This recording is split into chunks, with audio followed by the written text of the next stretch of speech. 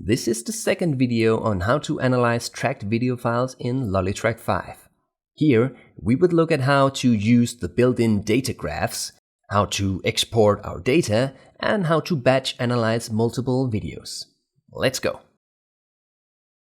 The data subtabs up here provide a visual representation of a selection of data parameters. The data is based on the selected position marker in the position settings window for each of your tracked objects. Opening one of the subtabs shows a data graph here, and the unit on the y-axis is based on our unit selection back in the calibration tab.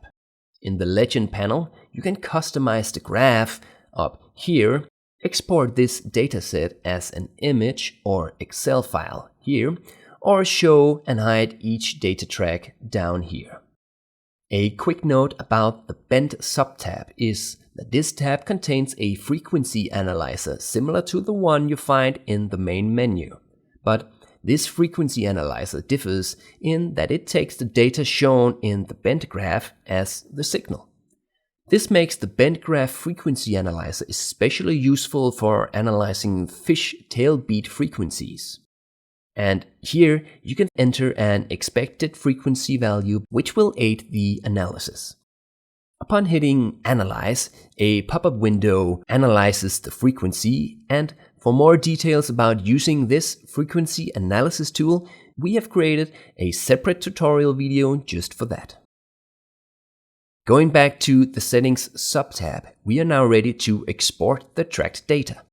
If you want to export the frame shown in the video preview, do it here.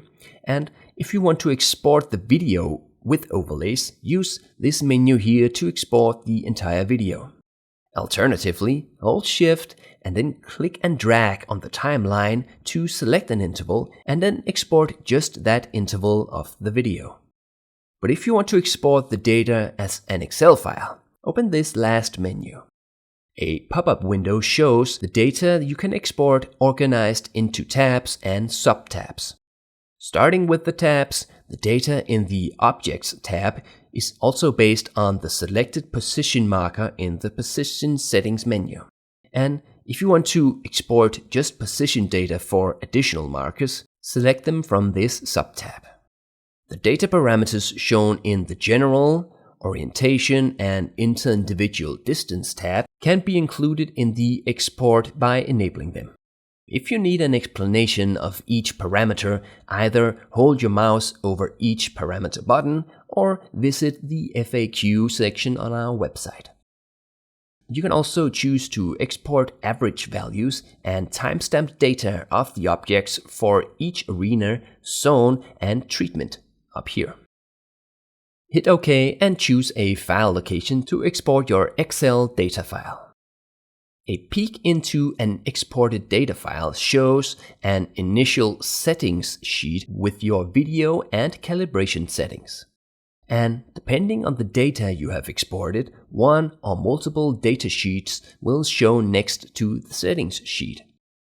Opening an object sheet shows a summary of the object data up here and the timestamp data below.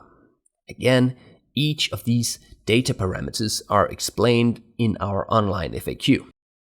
The same arrangement is taking place in the zone and treatments sheets, except that the data parameters are different and you also have the averages of the objects shown as well. Note that if you have a single object in your arena, the object sheet is the arena sheet in the Excel file. Yet, if you have multiple objects in your arena, a separate arena sheet will show down here in addition to the object sheets containing the average data values for the objects in the given arena. When you have set up, tracked, and analyzed your first video, you now have the option to batch analyze video file recordings from the same setup, which will save you a lot of time. The batch analysis feature will use the exact same settings you apply in your initial video in each of the 2D tracking tabs and apply them to the videos you select as input files. This means that the batch analysis feature will only work if the number of objects, camera settings, and physical setup is identical in each input video. That is, if you have filmed multiple videos from the exact same setup. Now select where to output the data files and select if you want to export the Excel files and video files for each tracked video.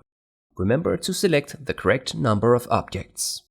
Hit Start Batch Processing, and after some time you will see how long the batch analysis is estimated to take down here.